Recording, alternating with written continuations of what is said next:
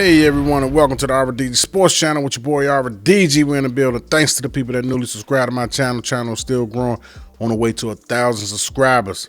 I appreciate you guys. Nothing without you. Please hit that like, share, and subscribe button. Let's get right into it. Not gonna waste no time. Ben Johnson, talking smack. See, I was high on you, Ben Johnson, but you can't talk about my team. You can't talk about my new ownership. I'm a ride or die Commanders fan, and that's what it's gonna be. Ben Johnson was turned off by the ownership, that they're basketball guys, and he felt they were a little too confident in their football opinions. Jenna Lane posted online, and I also heard that he didn't interview well. He said, but clearly not a good fit for both sides, and I agree. If you're going to feel that way about ownership, you already was going to be coming in the door with negative vibes. You know what I'm saying? Yeah, we considered you, but was you on the top of the list? You know, from what I hear, you wasn't. You know, you didn't interview well. You know, I think if they wanted you, if the feeling was mutual, you would have been here.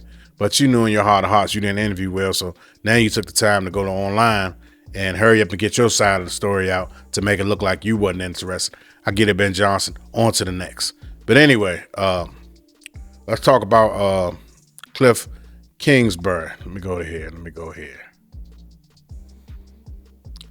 Kingsbury out of USC. The Commanders are considering him also as their leading candidate. Actually, Cliff Kingsbury, the leading candidate for the Commanders. The Washington Commanders could look at former head coach to fill their offensive coordinator vacancy. According to sources from the Arizona Cardinals, Coach Cliff Kingsbury is a leading candidate to join the Commanders as the offensive coordinator on Dan Quinn's staff. He was also close to becoming a Raiders offensive coordinator, but he turned that down. Cliff Kingsbury, I heard he has a brilliant offensive mind. He got the air raid offense. You know, could he be a good option for us as an offensive coordinator? I know you guys already heard the news, but I'm just getting back into town. I was out of town down in Dallas, the Dirty D, you know, for a family member and whatnot, taking care of business down there. So I couldn't shoot a video. I had no place to record down there. The atmosphere was a little bit too, you know, it was just not a good location. So now I'm back. And I'm recording and I'm giving you guys this news, you know, my way. I know you get the news from every other Redskin content, but I'm giving it to you my way, baby, my way. But anyway, and I'm hearing all these Commanders fans. You guys are too down on Dan Quinn, and the guy haven't even blew the whistle yet out there on the practice field. What's wrong with you Commanders fans? Oh, he's Ron Rivera 2.0. How? How's he wrong? He took his team to the Super Bowl. Should have won the game. Should have won the game in the Super Bowl. It had a large lead, you know, but they lost. And people was talking smack about the Green Bay Packers game and the Dallas Cowboy game, how he just gave up all those points. I mean, I get it, man, but look here, man. Look. A lot of those players kind of checked out a little bit, if you think about it. A lot of those players kind of checked out, if you ask me. They wasn't into that game for some odd reason, and that falls back on the head coach, not the defensive coordinator. Although he coached the defense side of the ball, that team just looked out of it. That team gave up on Dak Prescott. They don't have the confidence in Dak Prescott no more. They don't have the confidence that they can win a Super Bowl with Dak Prescott, because every time Dak Prescott gets into the playoffs, he does what? He folds. You know what I mean? So it kind of takes the air out of it. Once they got down, Dak Prescott threw those interceptions. Psychologically, it played a number on those guys, man. So if you guys want to blame it on Dan Quinn, cool. Everybody has their opinion. I'm not going to have an opinion on Dan Quinn just now. I learned my lesson. I was the guy leading the parade for Sam Howell. All last season, I was leading the parade. I was stomping on whoever said something negative about Sam Howell. I was stepping on him. You know what I'm saying? I'm not going to do that no more. I'm going to take a conservative approach, and let it play itself out. You know what I'm saying? I'm not going to say Dan Quinn is going to go out there and do this. Dan Quinn may not be the head coach for us. He may stink up the joint to where as though they have to fire him after one season. Or he may come in here and turn this thing around and take us to the playoffs, at least to the playoffs, and we make a little bit of noise in the playoffs. And then all you naysayers will be like, you'll find something out of that too. He can't win in the playoffs. But when was the last coach that took us to the playoffs? Suppose he take us to the playoffs. Who was the last coach that took us to the playoffs? Ron Rivera, if you want to say he legitimately took us to the playoffs, okay. All right, I'll give you this. Okay. Ron Rivera, we made the playoffs. Okay, I'm going to say it like this. We made the playoffs with Ron Rivera. But you got to think about it. The NFC East was terrible.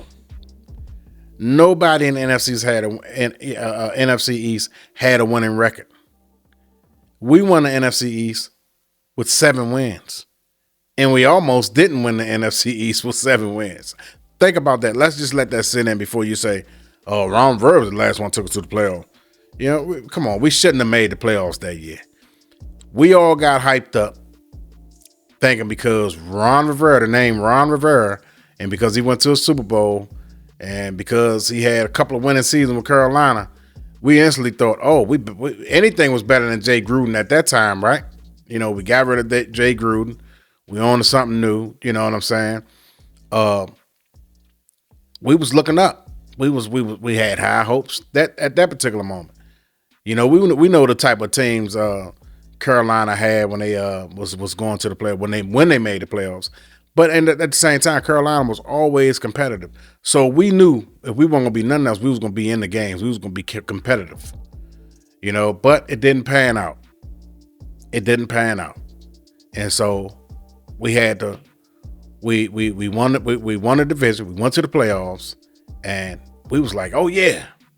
So next year, pretty much the same thing. The year after that, pretty much the same thing.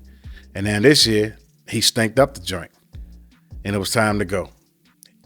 Insert Dan Quinn.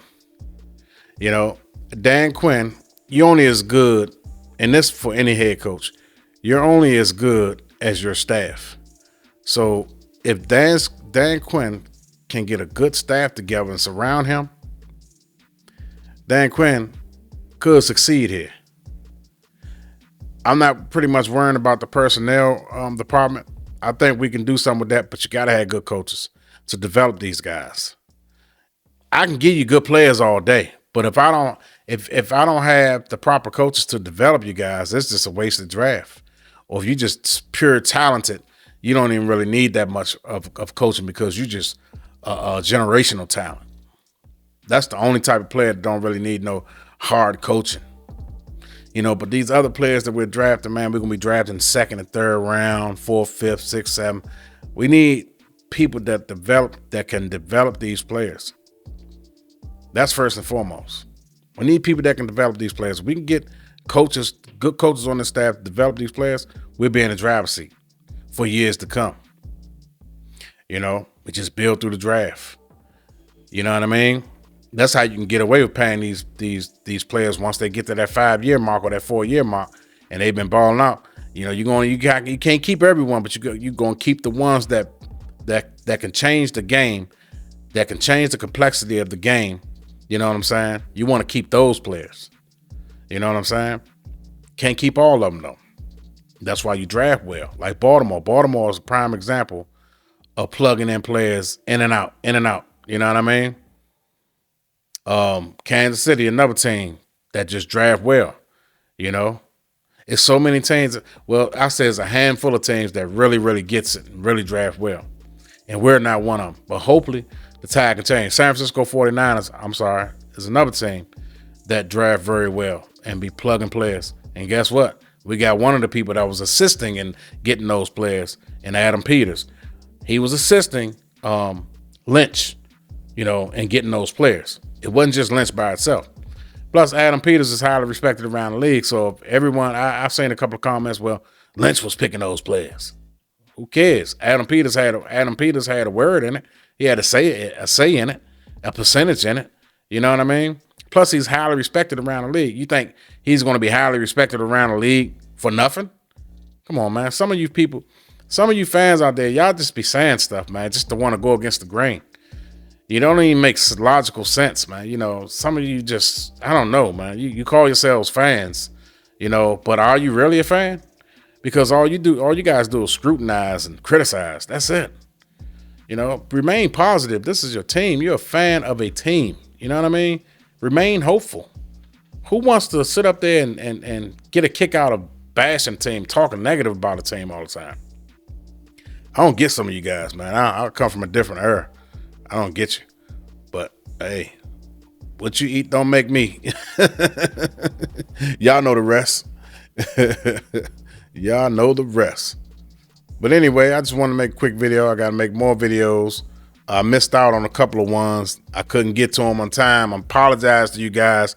I'll be trying to get the content out, but I'm doing a whole lot of other things at the same time too. So I try to get it out as soon as I can get it. You know, sometimes I get the news early, but I'm not near anything to record. So I can't get the news out when I want to. So I'm a little bit behind sometimes, and you guys probably already hear the news, but please bear with me. And please make sure you guys hit that notification button. YouTube been playing a lot of games with my algorithm lately, so we got to try to figure this out. You know what I mean? But in the meantime, between time, guys, please do me a favor and hit that notification button so you'll be up when I drop the latest video and the newest video. Sometimes I notice some of my friends told me the videos be coming in 2 or 3 days later, and I don't understand that. So you guys can, you know, hit that like button, hit that subscribe button, hit that share button to keep my content going in rotation. You know what I'm saying? That'll be helpful for me, and I appreciate you guys for doing that. But anyway, I'm gonna go ahead and wrap this video up today. Let me see, I got distracted a little bit. Thank you for tuning in to the Arbor DJ Sports Channel. Peace.